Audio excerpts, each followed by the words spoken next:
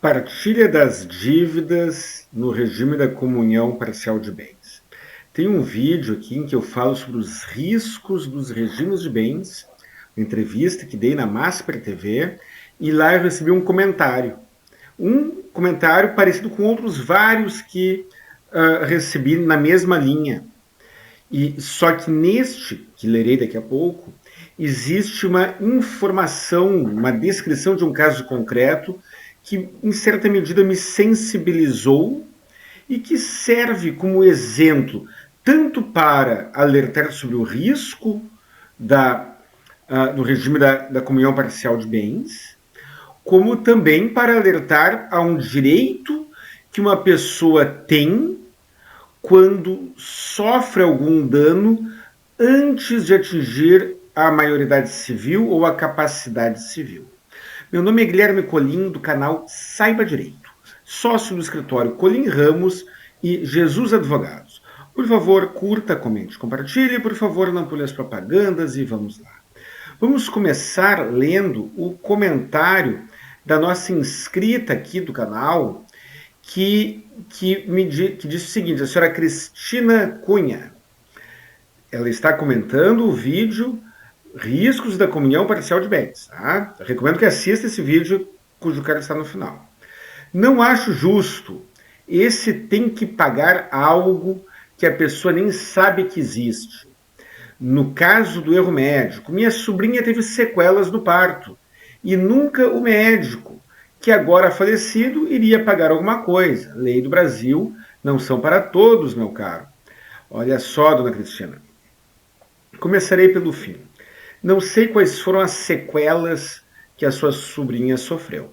Digamos que ela tenha sofrido sequelas graves o suficientes para que ela não tenha capacidade civil, para que ela mesmo após os 16 anos de idade não adquira capacidade civil. A prescrição não corre contra os incapazes para os atos da vida civil. Via de regra, se eu for no médico, ele cometer um erro médico qualquer e me causar um dano qualquer, pode ser até um dano grave, eu terei o prazo legal de 3 anos previsto no Código Civil e talvez eu possa abrir uma discussão em relação ao hospital ou à clínica, uma vez que o Código de Defesa do Consumidor prevê o prazo de 5 anos, prazo de prescrição de 5 anos. Mas eu sou apto para os atos da vida civil, eu tenho plena capacidade civil. Caso eu não tivesse plena capacidade civil, contra mim não correria prescrição. Se a sua sobrinha sofreu um dano grave, ou caso ela ainda não tenha atingido os 16 anos de idade, se ela ainda não atingiu os 16 anos de idade, o prazo de prescrição contra ela nem começou a correr. Caso ela tenha mais de 16 anos de idade, mas não tenha capacidade civil, a mesma coisa, o prazo de prescrição não começou a correr. Mas agora então vamos falar sobre os riscos da comunhão parcial de bens. Olha só, o que nós temos aqui? Nós temos o artigo 1663 do Código Civil. E um detalhe, eu já vi, já revisei, já conferi. Este vídeo está sendo gravado em setembro de 2024 e no projeto de reforma do Código Civil a regra seguirá a mesma. Então vamos lá. Artigo 1663 do Código Civil. A administração do patrimônio comum compete a qualquer dos cônjuges. Parágrafo 1º. As dívidas contraídas no exercício da administração obrigam os bens comuns e particulares do cônjuge que os administra e os do outro na razão do proveito que houver auferido. E aí o que a gente tem aqui, então? Nós temos uma regra que ela faz sentido, sim. Por que ela faz sentido? Quando um casal vive no regime da comunhão parcial de bens, existe uma presunção de que tudo que for adquirido pertence a ambos, ainda que venha do trabalho, dos negócios realizados por apenas um deles. Vamos imaginar eu não sou casado, mas digamos que eu fosse casado pelo regime da comunhão parcial de bens. E aí eu estou aqui no meu canal do YouTube. Meu canal é monetizado. Cada vez que você assiste uma propaganda, pinga um dinheirinho na minha conta. E aí eu, no intuito de aumentar as visualizações, começo a ofender pessoas, agredir pessoas, começo a ofender o direito das pessoas. Aumenta as visualizações, aumenta a propaganda e aumenta a minha renda. Aumentando a minha renda, eu casado no regime da comunhão parcial de bens, o patrimônio do casal aumenta. A minha esposa nem sabe o que eu estou fazendo, mas a minha sócia, se eu for casado no regime da comunhão parcial de bens, ou se tiver uma união estável no regime da comunhão parcial de bens, a minha companheira ou a minha esposa é minha sócia. Ela não sabe o que eu estou fazendo, mas ela sabe do dinheiro que está pingando na conta, que até pode ser minha, mas que pertence a nós dois. E quando eu juntar algum dinheiro e comprar alguma coisa, um carro, um imóvel, seja o que for, será do casal. Ela se beneficia dos ganhos que eu tenho através da minha atividade. Só que neste exemplo eu estou xingando pessoas aqui pelo meu canal. E aí uma dessas pessoas me processa. Seria justo que eu ficasse com os riscos da atividade sozinho e ela com os bônus junto comigo? Vamos voltar aqui para o caso da sua sobrinha, senhora Cristina. O médico já faleceu. Mas digamos que ele lá atrás, e eu não sei quando é que houve este suposto erro médico, o médico já faleceu, mas digamos que lá atrás ele fosse casado pelo regime da comunhão parcial de bens. Não sei se o parto foi feito pelo plano de saúde ou se foi pago de maneira particular, mas o médico provavelmente foi remunerado por isso. O dinheiro que ele recebeu naquele parto, onde deu o problema, aquele dinheiro foi para a conta dele, foi para o patrimônio dele, e se ele era casado na época no regime da comunhão parcial de bens, a esposa ou companheira dele recebeu indiretamente, obteve um benefício indireto através daquele parto. Se ele chegou em casa, se ele pegou o dinheiro que ele recebeu naquele parto e pensou, recebi tal grana aqui daquele parto que eu fiz lá para a dona fulana de tal, com esse dinheiro eu juntarei com mais um dinheiro que eu tenho aqui, mais um dinheiro que eu tenho ali, e comprarei um apartamento novo, um carro novo. No regime da comunhão parcial de bens, esse carro novo, esse apartamento novo, é do casal.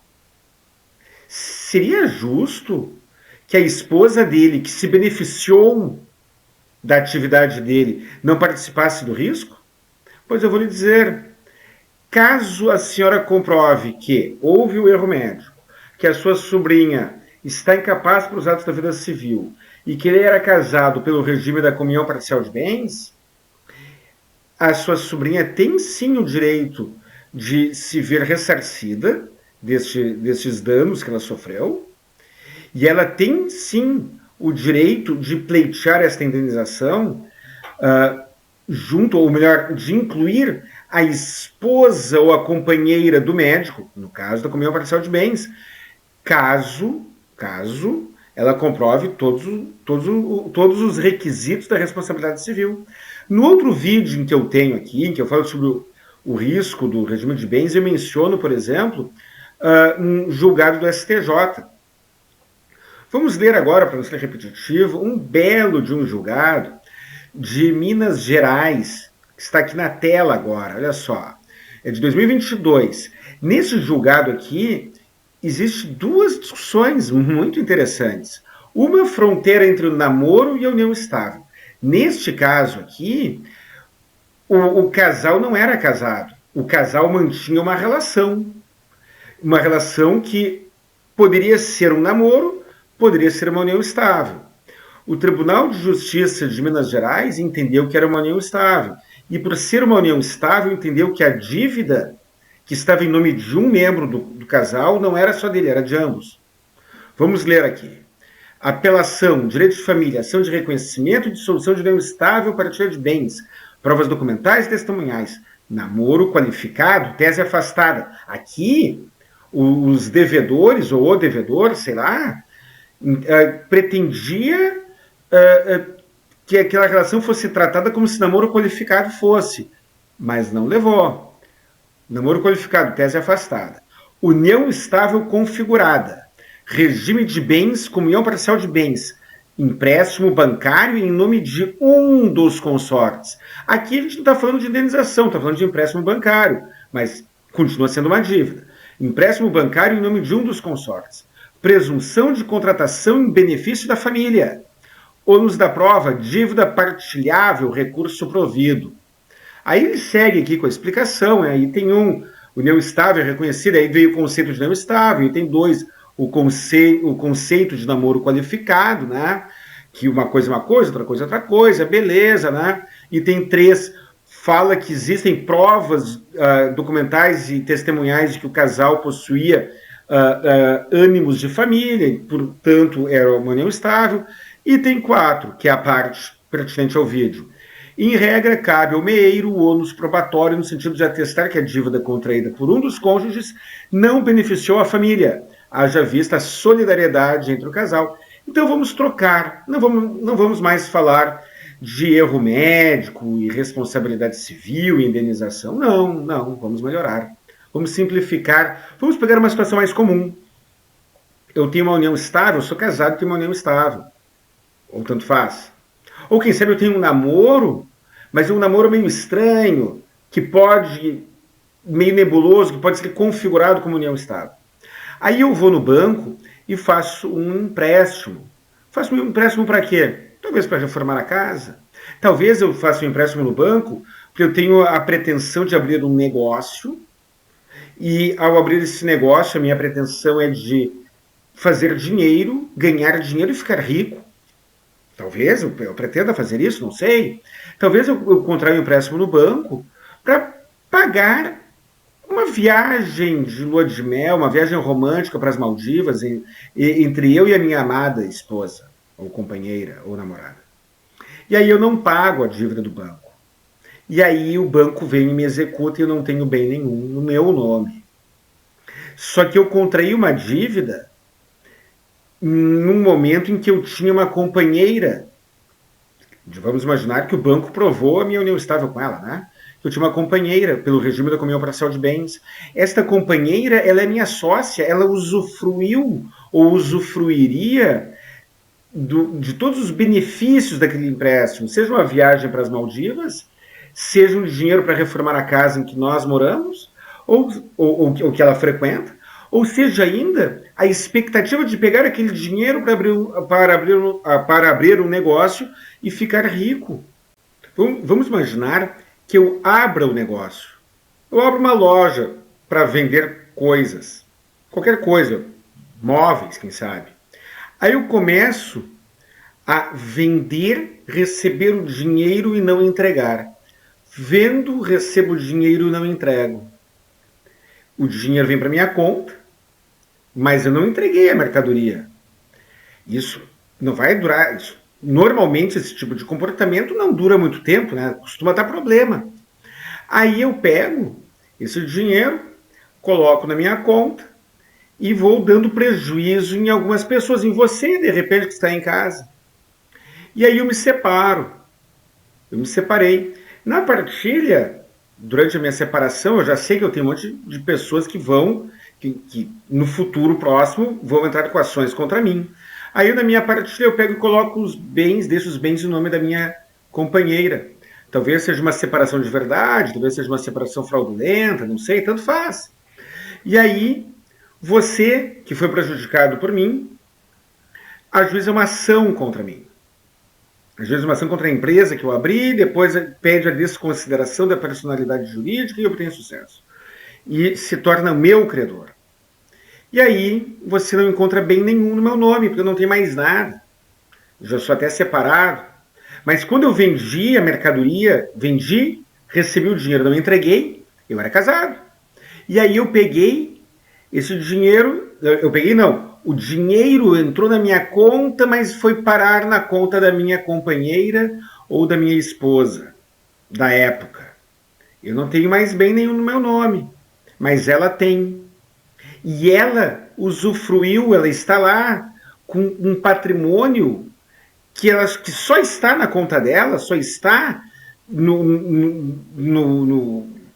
imóveis dela, seja no que for dela, em função das coisas que eu fiz, das atividades que eu fiz, em prejuízo de você. E aí, você gostaria de ficar chupando o dedo? Você gostaria de ficar no prejuízo? Não tendo condições de buscar o prejuízo que você teve, porque eu não tenho nada no meu nome e a minha companheira ou ex-companheira estar lá usufruindo daquilo que ela só tem graças à minha atividade imoral em prejuízo de você? O que você acharia de uma situação dessas? Ela se beneficiaria disso? Por que ela ficaria fora da zona de risco enquanto sócia dos lucros? Esse é o entendimento do STJ, esse foi o entendimento do Tribunal de Justiça de Minas Gerais neste caso. Neste caso concreto, eu considero justíssimo, porque não faz sentido alguém ser sócio na parte positiva mas não compartilhar dos riscos. E mais, quem achar ruim este modelo tem a opção de fazer o contrato de separação de bens. Ninguém é obrigado a casar e ninguém é obrigado a casar no regime da comunhão parcial de bens. Não sei se eu lhe convenci, mas eu gostaria de ouvir novamente a sua opinião sobre isso e a opinião de todos os demais inscritos aqui do canal. Um grande abraço e até o próximo vídeo.